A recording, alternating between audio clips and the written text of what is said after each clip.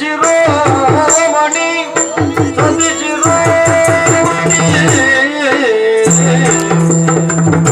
ಸಚಿವನ ಸತಿ ಸಚಿವನ ಸತಿ ಸಚಿವನ ಸತಿ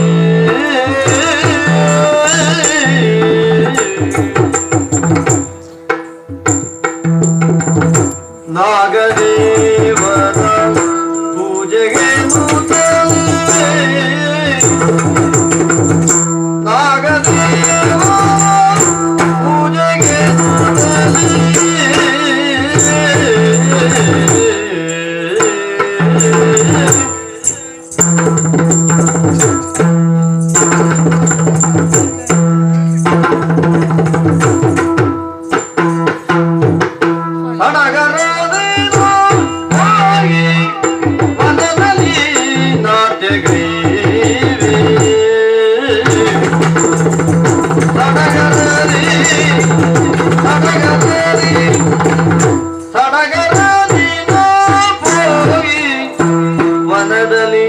ನಾಟ್ಯಗೈವೆ ನಾಟ್ಯಗೈವೆ ನಾಟ್ಯಗೈವೆ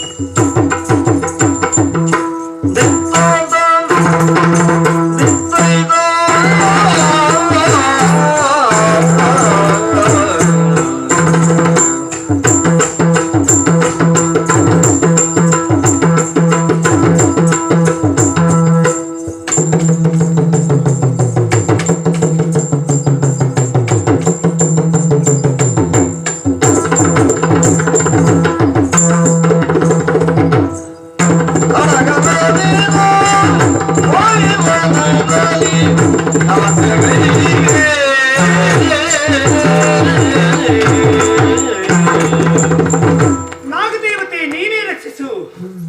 ಧರಣಿ ದೇವಿಯ ಮುಖದ ಮುಖದಂತೆ ಶೋಧಿಸುತ್ತಿರುವಂತಹ ನಾದೇವತೆ ಕೇಳಿದೆ. ಇದುವೇ ಶಿರಮಪುರ.